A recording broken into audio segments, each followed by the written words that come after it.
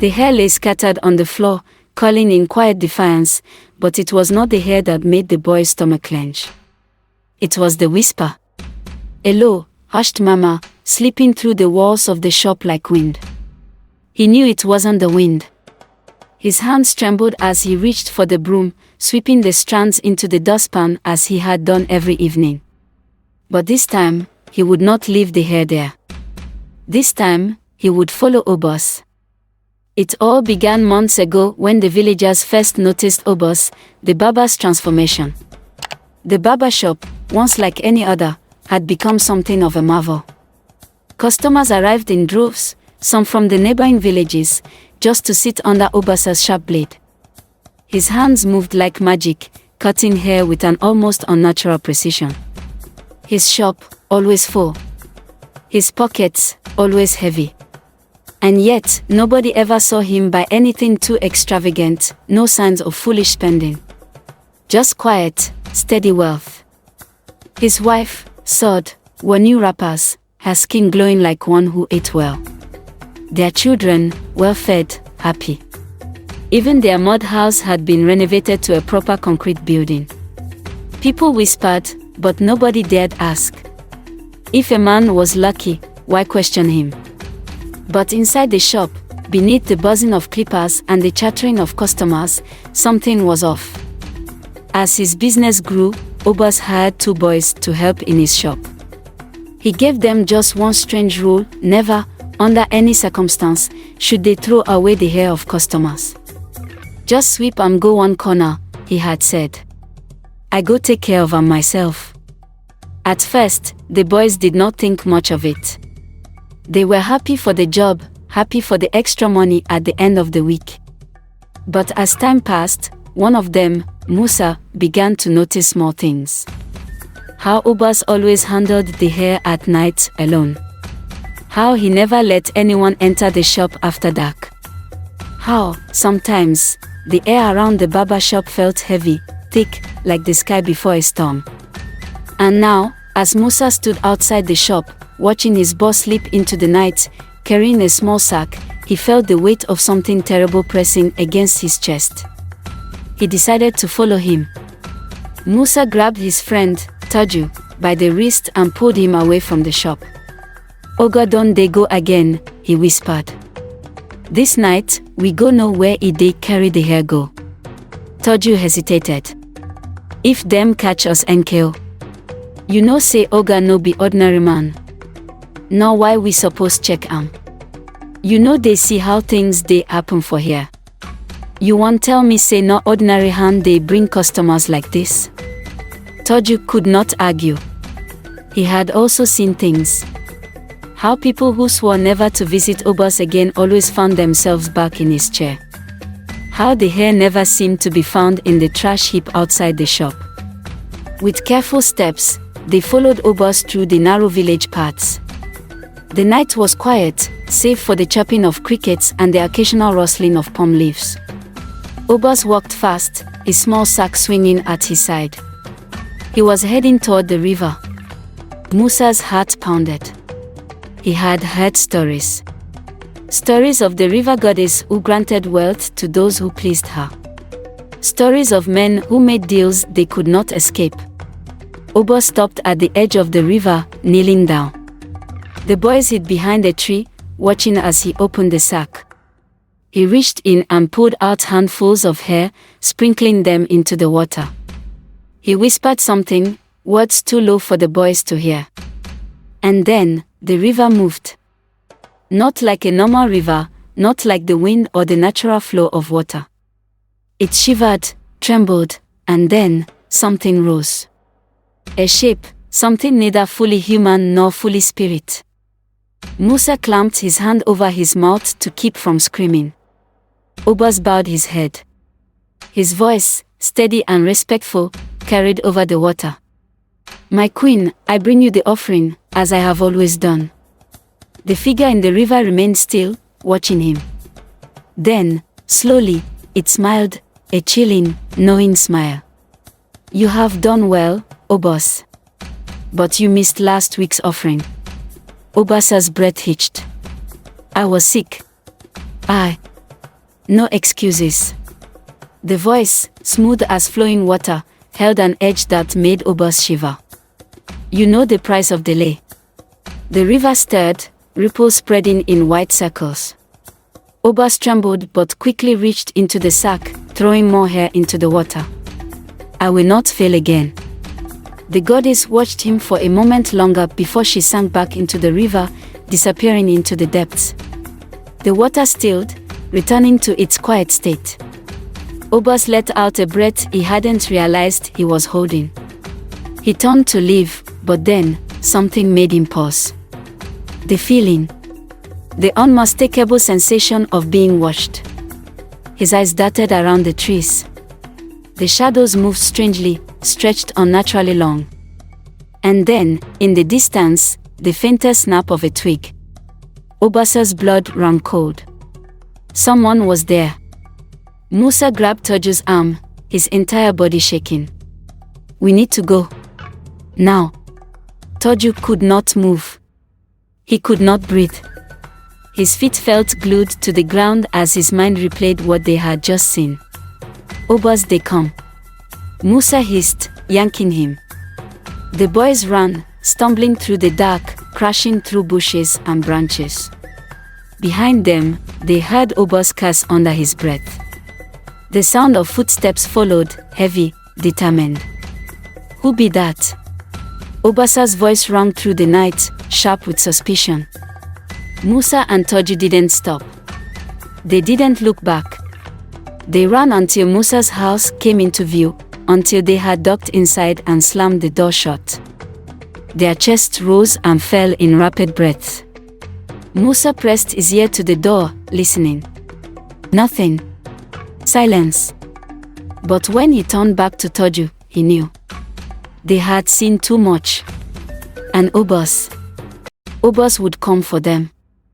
The next morning, the sun rose lazily over the village, casting a golden hue on the thatched rooftops. The air smelled of fried akara and freshly brewed pap, but to Musa and Taju, the morning brought no comfort. Their minds were still trapped in the events of the night before. Musa sat hunched in the corner of the barbershop, gripping a broom he had yet to use. He had barely slept, his dreams plagued with visions of the river goddess, of her cold, knowing smile. Taju, on the other hand, had not spoken a word since they ran back. He sat on a wooden stool, staring at nothing. Obus entered the shop a little later than usual, his expression unreadable. He greeted the early customers with his usual charm, laughing heartily as he sharpened his blade. But when his eyes met Musa's, the laughter died on his lips.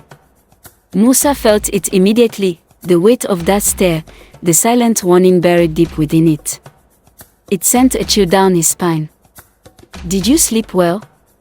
Obus asked casually, his voice light but his eyes sharp. Musa forced a nod. Yes, sir. Taju swallowed hard and said nothing.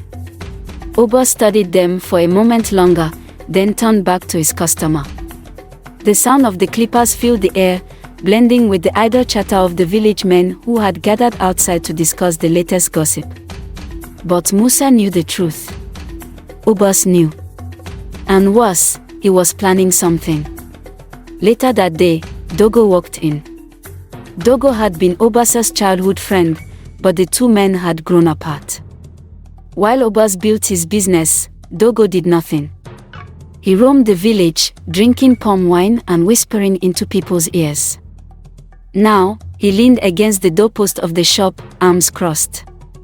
Obus, my guy, he said, smiling. You just dey shine anyhow these days. Obus chuckled. Dogo, wetin you want? Dogo's smile did not reach his eyes. Make we talk. Obus hesitated. Not today. Dogo's expression darkened. You sure? Obus said nothing. Musa and Taju felt the tension. Dogo wasn't going to let this go. He had been watching for weeks, but today, he saw something that made his curiosity burn hotter. He had always suspected that Obus's sudden rise was not ordinary. Money did not simply fall from the sky, and customers did not flock to a barber like flies to palm wine without reason. But today, he saw the two apprentices, tense, jumpy, afraid. He saw how Obus looked at them, how they avoided his eyes. Something had shifted. A slow grin spread across Dogo's face. If those boys knew something, he would find out. And if there was wealth to be taken, he would take it. That evening, Musa and Taju met by the old mango tree behind Taju's compound. They spoke in hushed voices, throwing cautious glances over their shoulders. "We need to leave this job," Taju whispered. Musa shook his head. "If we leave now, Oga go Sobi say we don't see something. If he catch us, no trouble." Taju swallowed. "Then what do we do?" Musa clenched his fist. "We need proof. If we expose him, the village go turn against him." Taju's eyes widened. "Expose Oga?" His voice cracked. "You won't die?" Musa exhaled shakily. "We can't just wait for him to come for us." Silence stretched between them, heavy with fear. Then, a rustling in the bushes. Both boys jumped, hearts pounding. Musa reached for a stick, but then a voice spoke. "Calm down, boys." Dogo stepped out from the shadows, his grin stretching like a wound across his face. "What is going on?" Obus paced in his room, his jaw tight. He had made a mistake. He had let himself get careless. The goddess would not be pleased. She had warned him, no witnesses, no loose ends. The boys had seen too much. He reached under his wooden bed and pulled out a small calabash, its surface carved with strange symbols. He closed his eyes, whispering an incantation under his breath. The room grew colder, the air thick with unseen eyes. "I need time," he muttered. The voice that answered him was not human. "Time is not yours to take." A chill ran down Obus's spine. The river goddess was watching. And she was growing impatient. Dogo sat on a wooden stool outside his compound, tapping his knee as he listened to Musa and Taju. They had spilled everything, fear leaking from their voices as they recounted the events of the night before. Dogo's grin widened. "So Obus' business success is not ordinary after all," he mused, rubbing his chin. "I said it." Dogo leaned back. His mind was already at work. If Obus could gain wealth through this secret, why couldn't he? His grin faded as a darker thought took root. And if Obus refused to share his secret willingly, then perhaps there could be another way. A couple of weeks passed. Obus stood outside his shop one night, staring into the darkness. The night was quiet, too quiet. His fingers twitched, his mind racing. He knew something was coming. He had felt the shift in the air. The boys were up to something. They had been acting out of character recently. And worse, he had a feeling someone else was involved. His grip tightened around the blade tucked into his waistband. If they wanted trouble, they would get one. But he would not be the one to fall. Musa and Taju crept toward the shop, their hands slick with sweat. Tonight, they would get proof. Tonight, they would expose Obus. But as they reached the back of the shop, a shadow moved behind them. A hand clamped over Musa's mouth. A voice, low and menacing, whispered in his ear. "You boys are running faster than your shadows." And then, darkness. The next day, the air inside the barbershop was heavy with the scent of sweat and hair cream. Obus worked silently, his blade gliding over the scalp of an elderly man who hummed a Yoruba praise song under his breath. His hands were steady, but his mind was a storm. Musa and Taju were missing. They had not shown up for work that morning. Obus knew what it meant. He had seen the shift in their eyes, the way they whispered when they thought he wasn't looking. They had learned too much. He set the blade down, inhaling deeply. The goddess would demand blood if she sensed a threat to their arrangement. He should have already dealt with the boys, but the village had eyes everywhere. He needed to be careful. A slow smile curled his lips. He would find them. And when he did, they would regret ever prying into his affairs. Musa struggled against the ropes binding his wrist, his heart hammering in his chest. His mouth was gagged, his body sore from the rough hands that had dragged him into the darkness. He and Taju had been caught. They spent the entire night in a dark room, unsure of their fate the next minute. A slight sense of relief washed over them as they heard cock crow outside and a new day began to dawn. Dogo stood over them, his grin wide and satisfied. "You boys are moving too fast," he said, crouching beside them. His breath smelled of bitter cola and palm wine. "But no worries, I could use your help." Musa's stomach clenched. Taju whimpered beside Musa. Obus had spent the entire day preparing. If Musa and Taju had disappeared, it could mean only one thing: someone else was now involved. He suspected Dogo. That snake had been circling for too long. His mind was so preoccupied with his next move that he barely noticed the time passing. He barely noticed the shadows creeping along his walls, the whispers curling through the air like mist. It wasn't until the first chill ran down his spine that he realized his mistake. He turned sharply, eyes darting around his small room. The air was thick, pressing against him like unseen hands. And then, the voice. "You did not come."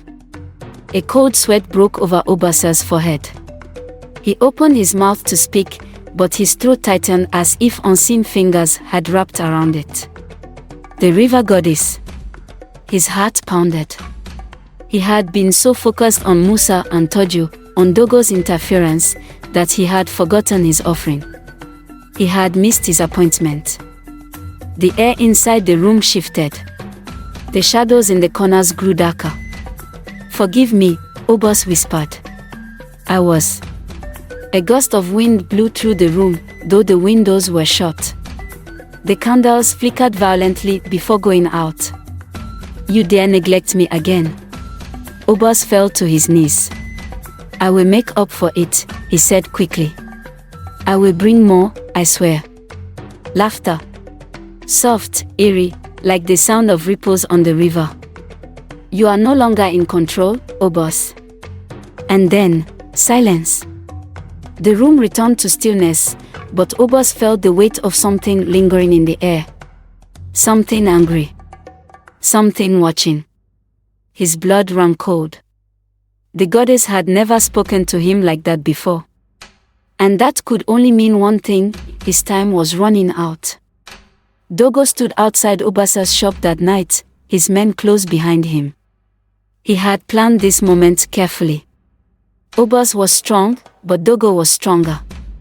He adjusted the grip on his cutlass, his lips curling into a grin. By morning, Obus's wealth would belong to him. He gave the signal. The door burst open. But the moment they stepped inside, a gust of wind rushed through the shop, knocking one of Dogo's men backward. The air smelled of river water. The shadows in the corners twisted unnaturally. And then, the sound of laughter, soft, knowing, inhuman. Dogo's grin faltered. Something was very, very wrong. In the dark, Musa and Taju trembled as they heard the first screams.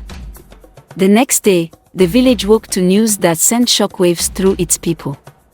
Obus was missing. By mid-morning, whispers had turned into outright speculation. Some swore they saw him being dragged toward the river. Others believed he had been kidnapped. Dogo stood outside the barbershop, listening to the murmurs with a deep frown. He had planned to strike Obus down himself, to take the secret of his wealth by force. But now, Obus was gone. He clenched his fist. If Obus had been taken by the goddess, then perhaps there was no wealth left to steal. But if someone else had gotten to him first? Dogo's eyes darkened with greed. There had to be a way to get what he wants. And Obus's wife was about to learn that the hard way. Inside her home, Obus' wife's sword sat frozen, staring at the folded note in her hands. The words written in rough, hurried strokes made her blood run cold. If you want your husband back, bring 100,000 naira. No police. No village elders. No delay. Any mistake, your husband dies. Sada's hands shook as she read it again.